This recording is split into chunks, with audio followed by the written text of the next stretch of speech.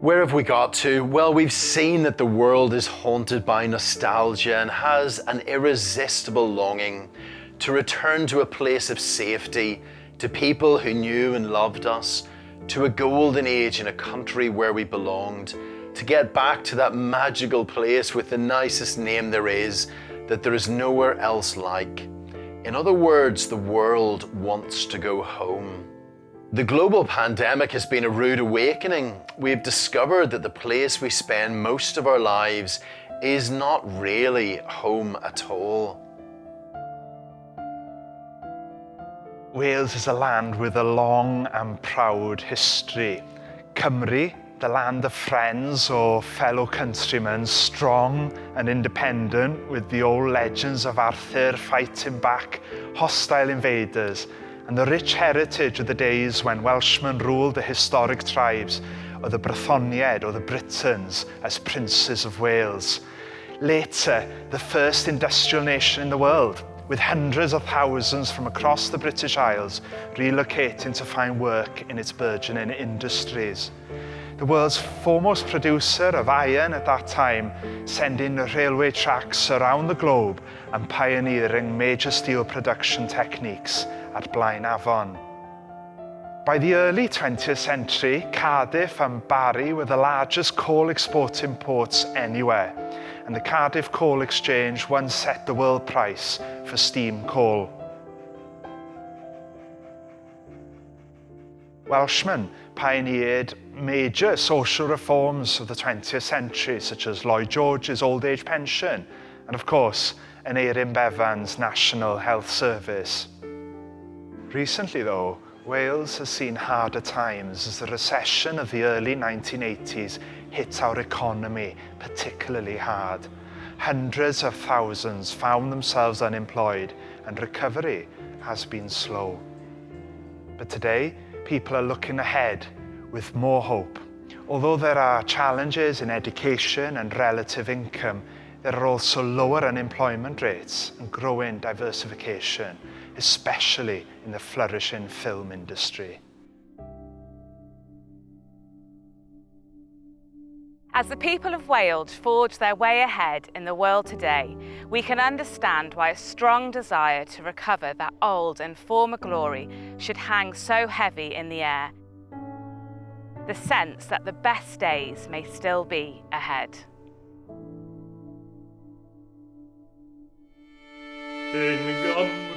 Vanedig paradois amarth, pob dyffryn, pob clogwyn in golwg sydd hardd. Roedd eim lad gladgarol, mor swynol yw sydd, ein entydd a fonydd I mi. Gwlad, gwlad, pleidiol amor an vir i'r bir hofnau o bydded i'r peniaeth barhau.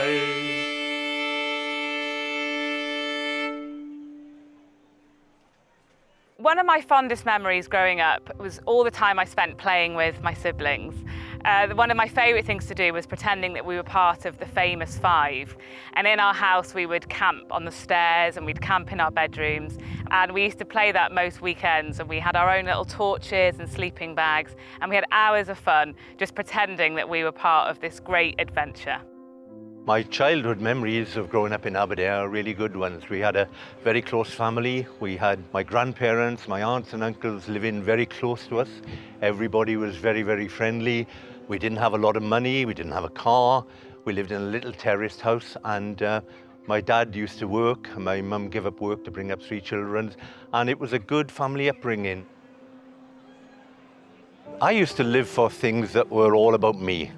I wanted a good career, a good house, a good car, really all the things that I never had when I was a child, because we came from a much poorer background, and I just wanted more. I wanted to probably get out of the valley and do better things. It got to the stage where probably I was very, very selfish and I didn't think about family and friends. My children didn't know my parents very well, and I didn't get to see my parents for quite a few years, and well, I couldn't put it right, and the only time I was able to put it right was when, I'm afraid, my dad had a heart attack and died, and it was too late, and it was too late to put the wrongs right. And that's something I will always regret, because I went down my own selfish way and I didn't think about all the people that I loved, so that was a huge mistake. Hiraeth is a difficult word to fully capture, but it has been defined as a homesickness for a home to which you cannot return, a home which maybe never was, the nostalgia, the yearning, the grief for the lost places of our past. With the word Hiraeth, the Welsh have captured the longing of countless millions around the world for everything that the word home encapsulates means we have to take it very seriously. If we want to go deeper, it was the great-grandson of a Welsh farmer born in Belfast in 1898, a man named C.S. Lewis, who explained it best. In June 1941, amidst the ravages of the Second World War, Lewis delivered a famous address entitled The Weight of Glory, in which he dug deep into his Welsh past and powerfully analysed the world's homesickness. In speaking of this desire for our own far-off country, he said, I feel a certain shyness. I am almost committing an indecency. I'm trying to rip open the inconsolable secret in each one of you. The secret which hurts so much that you take your revenge on it by calling it names like nostalgia and romanticism. When, in very intimate conversation, the mention of it becomes imminent, we grow awkward and affect to laugh at ourselves. It is the secret we cannot hide and cannot tell, though we desire to do both. We cannot tell it because it is a desire for something that has never actually appeared in our experience.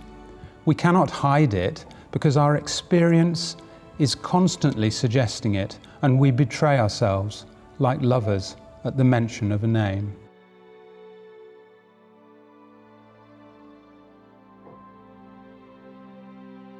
The nostalgia, the yearning, the grief for the lost places of our past haunts us and is so frustrating and bittersweet.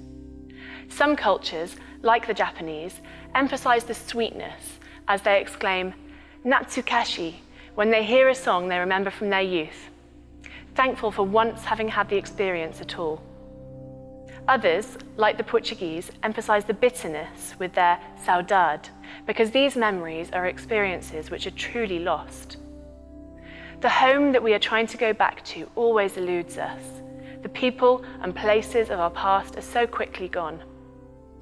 As James Baldwin in Giovanni's Room observed, you don't have a home until you leave it, and then, when you've left it, you can never go back. We know we cannot return to the moments we remember.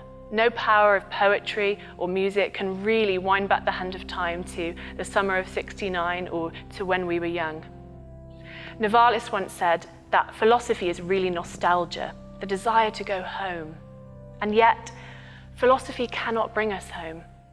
Nor can we get back by any amount of scientific endeavour or the whole host of lucrative new developing ways offering to retrace our steps for us and reconnect us with our past. We spend millions on the travel industry, visiting our homelands to get in touch with our roots. Websites and research groups offer to trace our family tree or analyse our DNA and reconnect us with our Celtic, Norman or Saxon past. And yet, after the letter comes back informing us that we are, in fact, 1/4 Dutch, 2/3 Chinese and 1/5 Icelandic, we feel further away from home than ever before. Science, no more than art, can really bring us home.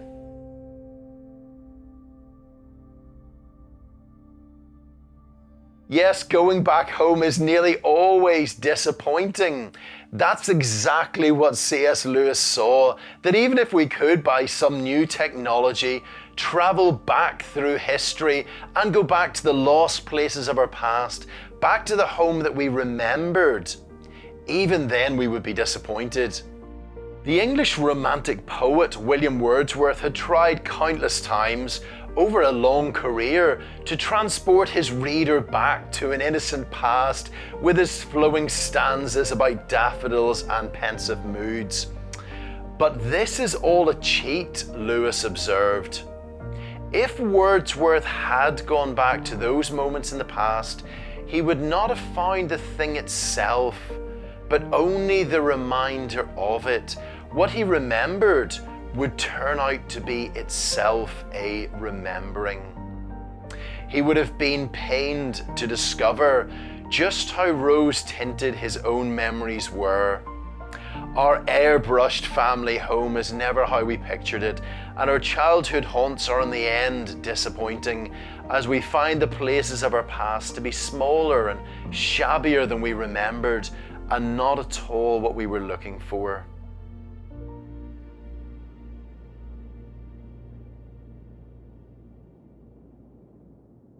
Danzy Senna in Caucasia said, "It's funny, when you leave your home and wander really far, you always think, I want to go home. But then you come home and of course it's not the same. And it seems like from then on there's always this yearning for some place that doesn't exist. I felt that, still do. I'm never completely at home anywhere." Even nostalgia is not all it used to be. Even the golden age of the fatherland would not be all that we had imagined.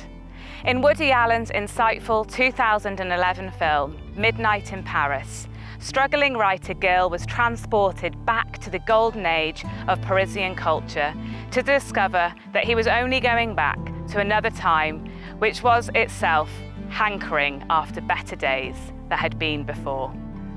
Yes, Hiraeth could just be a dead end, but it doesn't have to be.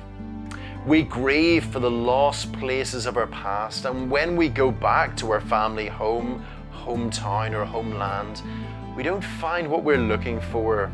All we feel in the end is disappointment. It almost feels as if no real place can ever truly satisfy the yearnings of our hearts, only rekindle and awaken them. Now, of course, we could, as so many do, let our Hiraeth become an end in itself.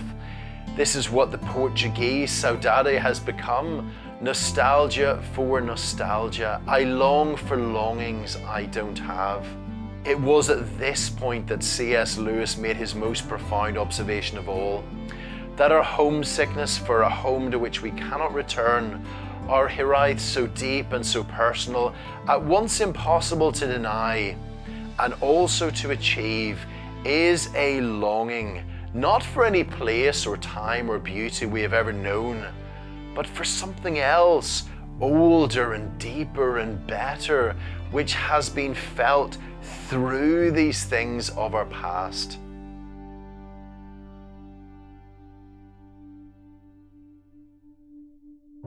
These things are good images of what we really desire, but it was not in them, it only came through them. For they are not the thing itself, they are only the scent of a flower we have not found, the echo of a tune we have not heard, news from a country we have never visited. Yes, it is very strange that we want to go somewhere that we can't get to.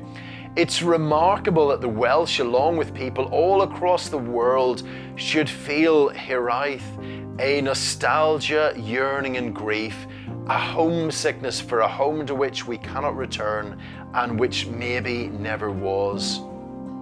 We seem to share a lingering memory of something else, older than our families, our homes, and even the lands of our fathers, something that has been lost in the depths of time. We feel it at the family table on holidays or wandering the valleys in springtime, the ache for another home which we miss so much, whose beauty and power calls to us through these things from somewhere beyond. The world wants to go home, but the world cannot get back home.